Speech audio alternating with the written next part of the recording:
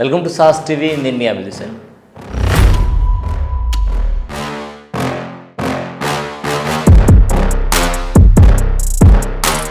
పార్లమెంట్లో ఈరోజు ప్రధానంగా తీసుకుంటే లోక్సభలో సీట్ల పెంపు అలాగే మహిళా రిజర్వేషన్ బిల్లు దీని మీద జరుగుతుంది. మెయిన్గా ఏంటంటే లోక్సభలో సీట్ల పెంపు అంటే 850 సీట్ల వరకు జనాభా ప్రాతిపదికన పెంచాలి అని కేంద్ర ప్రభుత్వం భావించడం, ఆ దిశగా అడుగులు వేయడం. దీన్ని రాష్ట్రాలు అంటే ప్రధానంగా దక్షిణాది రాష్ట్రాలు వ్యతిరేకిస్తున్నాయి. దక్షిణాది రాష్ట్రాలు వ్యతిరేకించడానికి కారణం ఏంటంటే జనాభా ప్రాతిపదికన తీసుకుంటే ఇక్కడ ప్రధానంగా మనకు దక్షిణాది రాష్ట్రాల్లో కుటుంబ నియంత్రణ ఆపరేషన్లు ఎక్కువగా చేయించుకోవడం, దీనివల్ల జనాభా నియంత్రణను ఎక్కువగా ప్రభుత్వ ఆదేశాల ప్రకారం వీళ్ళు పాటిస్తూ పోయారు. అటు ఉత్తరాది రాష్ట్రంలో వాళ్ళు ఎవరు పాటించకపోవడం వల్ల ఉత్తరాదిలో జనాభా ఎక్కువగా ఉంది దక్షిణాదితో పోలిస్తే. సో ఎంపీ సీట్ల కేటాయింపు అనేది జరిగినప్పుడు జనాభా ప్రాతిపదికన మనకు తక్కువగా ఎంపీ సీట్లు వచ్చేటువంటి అవకాశం ఉంది, వారికి ఎక్కువగా సీట్లు వచ్చేటువంటి అవకాశం ఉంది. వారికి ఎక్కువగా సీట్లు వచ్చేస్తే ఏంటంటే అక్కడ కేంద్ర ప్రభుత్వం ప్రధానంగా దృష్టి సారిస్తుంది. ఎప్పుడైతే అక్కడ కేంద్ర ప్రభుత్వం దృష్టి సారిస్తుందో దక్షిణాది రాష్ట్రాలకు అన్యాయం జరిగేటువంటి అవకాశం ఉంది.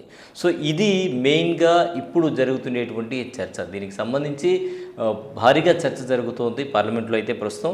అంటే యాక్చువల్గా మొత్తంగా తీసుకుంటే లోక్సభలో గరిష్టంగా 850 సీట్ల వరకు ఉండొచ్చు అని రాజ్యాంగ సవరణ అంటే 131వ రాజ్యాంగ సవరణ ప్రకారం బిల్లు 2026ని ప్రతిపాదిస్తుంది. ఇందులో రాష్ట్రాల సంఖ్య తీసుకుంటే 815, కేంద్రపాలిత ప్రాంతాలకి 35 సీట్లు కేటాయించేటువంటి ఎంపీ సీట్లు కేటాయించేటువంటి అవకాశం అయితే కనిపిస్తోంది.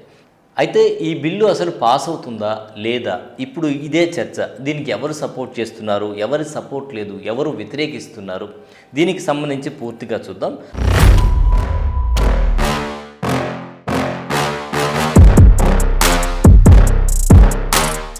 సో ప్రధానంగా ఈ బిల్లుకి సంబంధించి ఎన్డీఏ కూటమి తీసుకుంటే ఎన్డీఏ కూటమి సపోర్ట్ చేస్తుంది. ఎన్డీఏ కూటమిలో అంటే మనకందరికీ తెలిసిందే భారతీయ జనతా పార్టీ అలాగే ఎన్డీఏ మిత్రపక్షాలన్నీ కూడా దీనికి సపోర్ట్ చేస్తూ ఉన్నాయి. అయితే జనాభా ప్రాతిపదికన ఇలా ఉంటే ఎంపీల సంఖ్య విషయం దక్షిణాది రాష్ట్రాలకు తక్కువగా వస్తుంది అనేటువంటి విషయంపై తెలంగాణ, కర్ణాటక రాష్ట్రాలు అలాగే ఇతర ప్రాంతీయ పార్టీలు వీరందరూ కూడా వ్యతిరేకిస్తూ ఉన్నారు.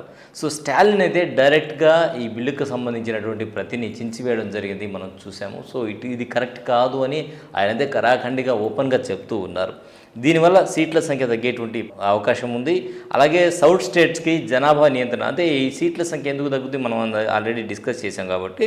సో ఎంపీల స్థానం ఉత్తరాది రాష్ట్రాలకి ఎక్కువగా వెళ్ళిపోతే ఇక నిర్లక్ష్యం అనేది ఖచ్చితంగా జరుగుతుంది మిగతా రాష్ట్రాలకి అనేది ఇప్పుడు మెయిన్గా చెప్పేటువంటి పాయింట్. అలాగే ఎకనామిక్గా తీసుకున్నా కూడా ఇబ్బందులు అనేది వస్తూ ఉంటాయి. సో ట్యాక్సెస్ విషయం తీసుకుంటే దానికి సంబంధించి ఇవన్నీ కూడా ఇప్పుడు చర్చిస్తూ ఉన్నారు. ఇది ఒక నంబర్ గేమ్ విషయం తీసుకుంటే మాత్రం 2/3 మెజారిటీ. ఇప్పుడు ఇది జరుగుతుండేది రాజ్యాంగ సవరణ. సో రాజ్యాంగ సవరణ కాబట్టి ఖచ్చితంగా 2/3 మెజారిటీ అనేది ఉంటేనే ఈ బిల్లు అనేది ఆమోదం జరిగేటువంటి అవకాశం ఉంది. మరి రాజ్యాంగ సవరణ జరగాలి అంటే మనకు ఉండేటువంటి సీట్లలో ఎన్డీఏ బలం తీసుకుంటే ఇప్పుడు మనకున్న లెక్కల ప్రకారం 293 అటు ఇటుగా ఉంటే ప్రతిపక్ష బలం 233 అలా ఉందన్నమాట. సో మొత్తానికి 68 మంది సభ్యులు ఇప్పుడు కావాల్సినటువంటి పరిస్థితి ఏర్పడింది ఎన్డీఏకి. మరి 68 మంది సభ్యులు ఎక్కడి నుంచి వస్తారు, ఎలా వస్తారు అనేది మనం ఇక్కడ చూడాల్సినటువంటి పరిస్థితి.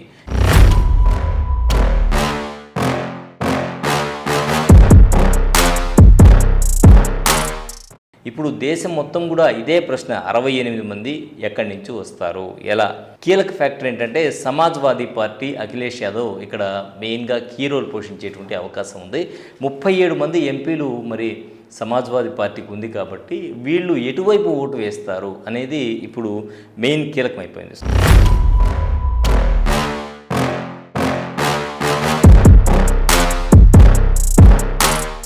సో మొత్తానికి తీసుకుంటే అసలు గేమ్ అనేది ఇప్పుడే మొదలైంది. మరి అఖిలేష్ యాదవ్ డిమాండ్స్ ఏంటి, ఆయన ఏం చెప్తారు, ఎన్డీఏ కూటమి ఏ విధంగా అతన్ని కన్విన్స్ చేస్తుంది అనేది ఇక్కడ కీ రోల్గా మారిపోయింది. అలాగే ఎవరెవరు దీన్ని కన్విన్స్ అవుతారు, ఏ విధంగా ఇటు వైఎస్ఆర్సీపీ కావచ్చు, తెలుగుదేశం కావచ్చు, వీళ్ళ స్ట్రాటజీ ఏంటి లాస్ట్కి వచ్చేటప్పటికి అంటే ఆటోమేటిక్గా దక్షిణాది రాష్ట్రాలు అంటే ఆంధ్రప్రదేశ్ కూడా ఇక్కడ ఉంది అనే విషయం ఎవ్వరూ మర్చిపోకూడదు. ఆంధ్రప్రదేశ్ ఉంది కాబట్టి మరి వీళ్ళ స్ట్రాటజీ ఏంటి, ఏ విధంగా పోతాయి, ఎందుకంటే కూటమిలో తెలుగుదేశం పార్టీ ఉంది కాబట్టి మరి ఏం చేయబోతోంది తెలుగుదేశం పార్టీ, మిగతా వాటితో ఉంటుందా లేదా కూటమిలో ఉన్నాం కాబట్టి ఖచ్చితంగా వాళ్ళు ఇచ్చేటువంటి బిల్లుకి ఆమోదం తెలుపుతుందా? ఆమోదం తెలిపితే ఖచ్చితంగా రాష్ట్రాలకు అన్యాయం జరుగుతుంది.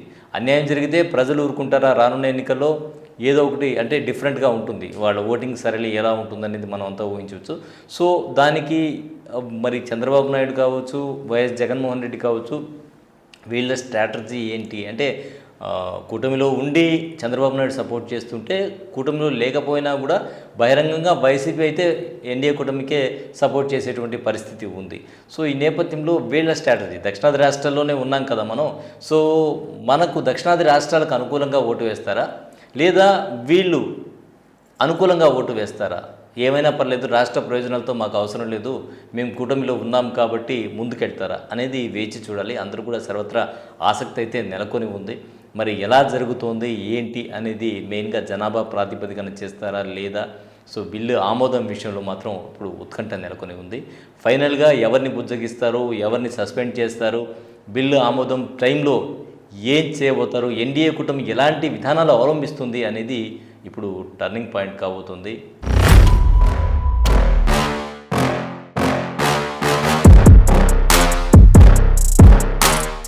భారత రాజకీయ భవిష్యత్తును మార్చేటువంటి గేమ్ చేంజర్ మరి ఇది. సో ఈ గేమ్ చేంజర్లో అఖిలేష్ యాదవ్ తీసుకునేటువంటి స్టెప్ మీద దక్షిణాది భవిష్యత్తు ఆధారపడి ఉంటుంది. ఇటు కర్ణాటక కావచ్చు, అటు తెలంగాణ తీసుకున్నటువంటి స్టాండ్ మీద కావచ్చు, అఖిలేష్ యాదవ్ తీసుకుపోయే స్టాండ్ మీద కావచ్చు, దక్షిణాది రాష్ట్రాల ప్రయారిటీ మీద కావచ్చు, మీ అభిప్రాయం అయితే తెలియజేయండి. కామెంట్ చేయడం మాత్రం మర్చిపోద్దు, ఎందుకంటే ఇది మన భవిష్యత్తుకు సంబంధించినటువంటి అంశం. ఇది వాటి ప్రత్యేక విశ్లేషణ. మరో విశ్లేషణలు మళ్ళీ కలుద్దాం. అంతవరకు సెలవు. నమస్కారం.